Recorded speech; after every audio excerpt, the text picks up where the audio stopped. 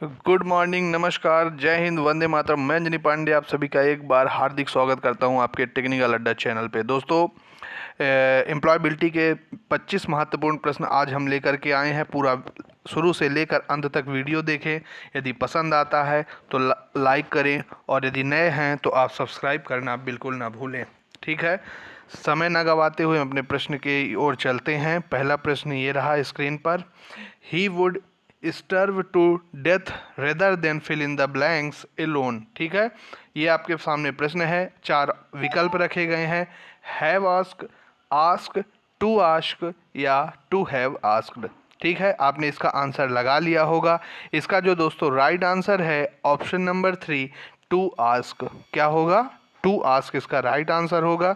जिसने सही लगाया है उसका बिल्कुल काबिले तारीफ़, और जिन्होंने नहीं सही किया है तो वो आगे ध्यान दे। ठीक है, नेक्स्ट प्रश्न है।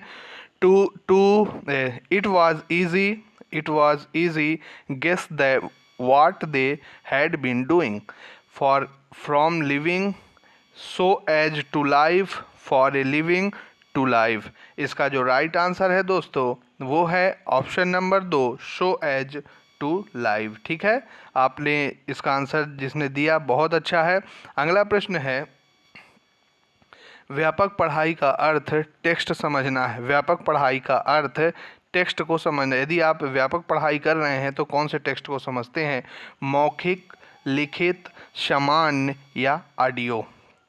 आपने इसका आंसर लिख लिया। व्यापक पढ़ाई में टेक्स्ट समझना लिखित कहलाता है। क्या कहलाता है? लिखित कहलाता है।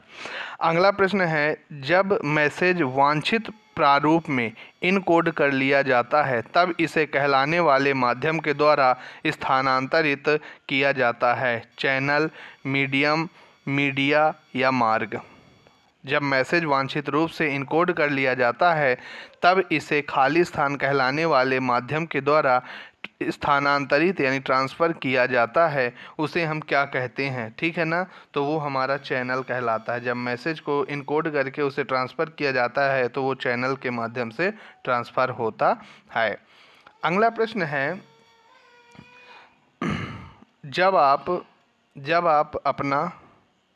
जब आप अपना प्रेजेंटेशन दे रहे हैं तब पर्याप्त खाली स्थान की व्यवस्था होनी चाहिए। यदि आप प्रेजेंटेशन कहीं भी दे रहे तो अंधेरा होना चाहिए, प्रकाश होनी चाहिए, बिजली होनी चाहिए या वेंटिलेशन होना चाहिए। आपको तो चारों ऑप्शन सही लग रहे होंगे। इसके लिए आपको प्रकाश की व्यवस्था ज़्यादा महत्वपूर्ण है। यानी कि कहीं भी आप प्रेजेंटेशन दे रहे हो तो प्रकाश की व्यवस्था होनी चाहिए। अगला प्रश्न है। वह शब्द जो संज्ञा से अधिक अर्थ जोड़ता है खाली स्थान कहलाता है। संज्ञा से अधिक अर्थ जोड़ता है क्रिया विशेषण, क्रिया विशेषण या संज्ञा?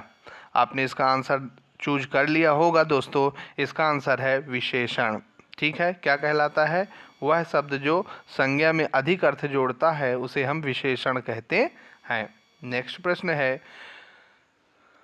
अच्छा, एक बार फिर से ये प्रश्न आ गया है दोस्तों, ध्यान दे लीजिएगा। इसको फिर से विशेषण कहते हैं ना।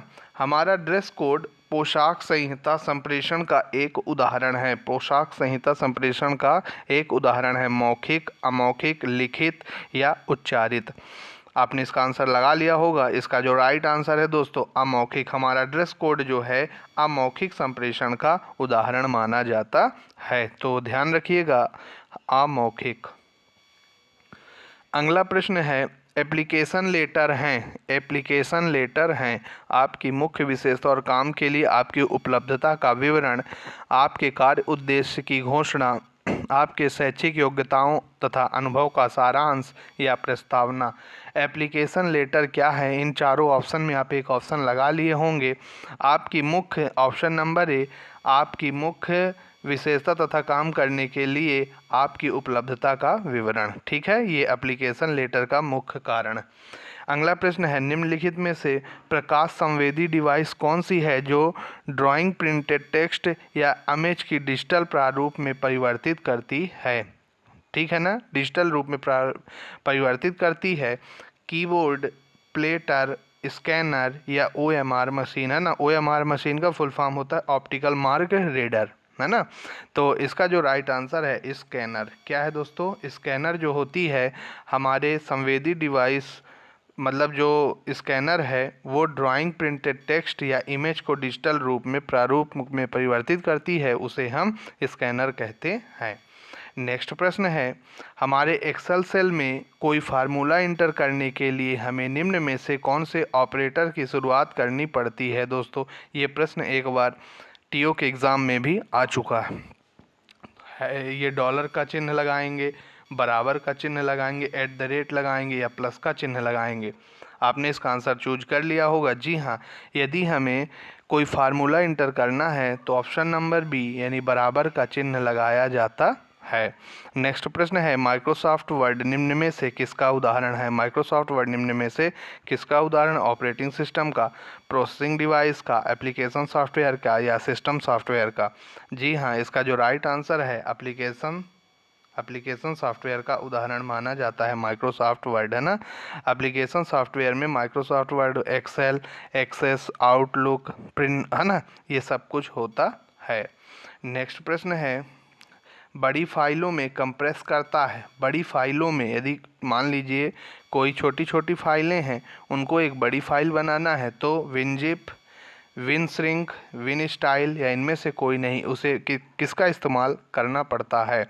तो जी हाँ दोस्तों, इसका जो राइट आंसर है विनजिप। विनजिप के द्वारा हम बड़ी फाइलें बना सकते हैं। ठीक है, ध्यान रखिएगा, विनजिप के द्वारा बड़ी फाइलें बनाई जाती हैं, छोटी छोटी फाइलों को बड़ी फाइल बनाया जाता है।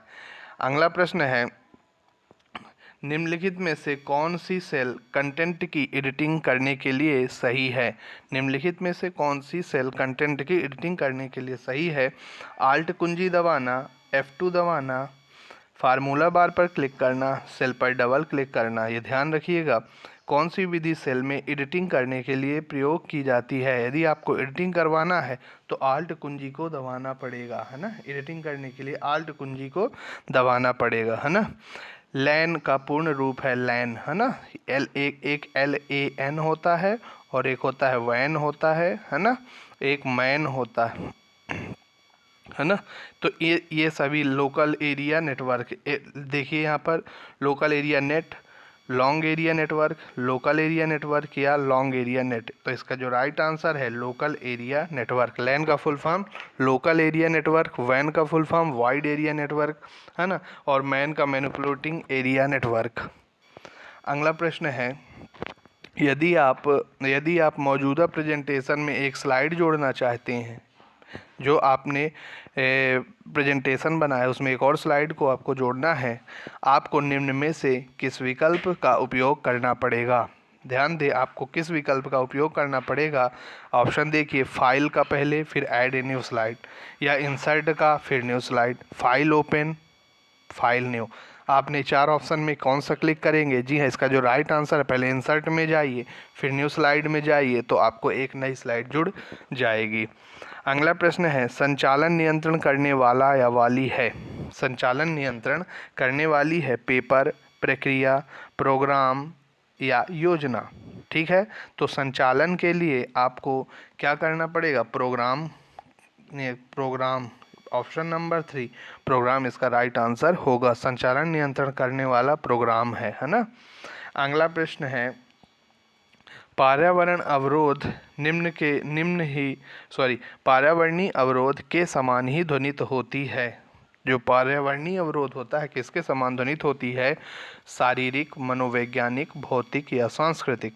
इसका जो राइट आंसर है दोस्तों भौतिक, है ना। वैसे भी भौतिक विज्ञान एकदम से पर्यावरण से ही संबंधित होती है, जैसे कहना चाहिए शरीर, है ना, और पेड़ पौधे, ये सब भौतिक हैं। सामर्थ्य तथा हिंसा के मानवीकरण को किस लिंग के रूप में मान्यता दी गई है? पुरुष, स्त्री, उभय या नपुंसक। तो देखिए, सामर्थ्य तथा हिंसा के मानवीकरण को किसकी संज्ञा दी गई है? तो वो उभय कहलाएगा। क्या कहलाएगा? उभय कहलाएगा। ठीक है, उभय लिंग के रूप में मान्यता दी गई है। मनुष्य यदि हिंसा करे, सामर्थ्यवान हो, तो उभय लिंग कहलाएगा। अगला प्रश्न है, शीट्स का उपयोग ओवरहेड प्रोजेक्टर का इस्तेमाल करते हुए प्रेजेंट करने के लिए किया जाता है। Acetate film sheet, paper sheet, polythene sheet या बटर शीट। देखिए इसका जो राइट आंसर है दोस्तों acetate film seat. Option number A acetate film seat का उपयोग ओवरहेड प्रोजेक्टर का इस्तेमाल करते हुए प्रेजेंट करने के लिए किया जाता है। खाली स्थान लिसनिंग के रूप में मुख्य प्रवृत्ति नियत सूचना की अपेक्षा करना होता है जिसकी प्रशंसा की जाती है। इसका जो राइट आंसर होगा, देखिए पहले विकल्प सुनिएगा, सहानुभूतिक, प्रसन्नात्मक, मूल्यांकन परक या वार्ताकारक। ठीक है, तो इसका जो राइट आंसर होगा वार्ताकारक लिसनिंग में मुख्य प्रवृत्ति नियत सूचना की अपेक्षा करना होता है जिसकी प्रशंसा की जाती है। तो इसका जो राइट आंसर है वार्ताकारक, ऑप्शन नंबर 4।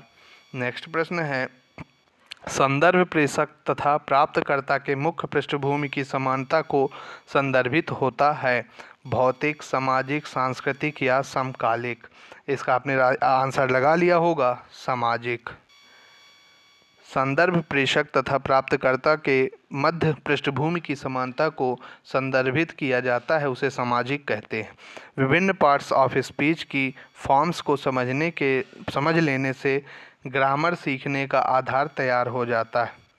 5, 6, 7, 8। इसका जो आपने राइट आंसर लगाया होगा वो 8 है। क्या है? Option number B, 8। 8 विभिन्न पार्ट्स ऑफ स्पीच के फॉर्म को समझ लेने से ग्रामर सीखने का आधार तैयार हो जाता है। अंतिम प्रश्न 2 बचे हैं। आपको अपने साक्षात्कार के लिए कब जाने की योजना बना लेनी चाहिए? 2 घंटे पहले, 1 घंटे पहले, 2 घंटे पहले, 1 घंटे पहले, 30 मिनट पहले या ठीक समय पर? यदि आपको इंटरव्यू में कहीं जाना है तो आपको आधा घंटे पहले यानी 30 मिनट पहले ही योजना बना लेनी चाहिए। समझ रहे हैं? ये नहीं कि फिर परेशान होते रहो। जीवन की मूलभूत चुनौतियों का सामना करने में स्वयं को सक्षम मानना और खुशहाल रहना है उसे हम क्या कहेंगे? घमंड, आत्मसम्मान, स्वैच्छिक विचार या स्व प्रभाव उत्पादकता। इसका जो राइट आंसर है स्व प्रभाव उत्पादकता कहलाती है, जो मूलभूत की चुनौतियों का सामना करने में स्वयं को सक्षम मानना और खुशहाल रहना ही स्व प्रभाव उत्पादकता कहलाती है। ये हमारे 25 प्रश्न, आशा करता हूँ कि आपके समझ में आई होंगी और आपने इसको नोट डाउन कर लिया होगा, तो उससे अच्छा कुछ भी नहीं है। और हाँ, हमारे चैनल को प्लीज़ लाइक और सब्सक्राइब करें, है ना। दोस्तों को भी भेजें जिससे उनको भी ये 25 प्रश्न मिल सकें। मैं कोशिश करूँगा कि इसकी PDF आपको लिंक में हम दे सकें। तब तक के लिए धन्यवाद। अगला वीडियो जल्द ही हम आपके पास लेके आएंगे, ठीक है।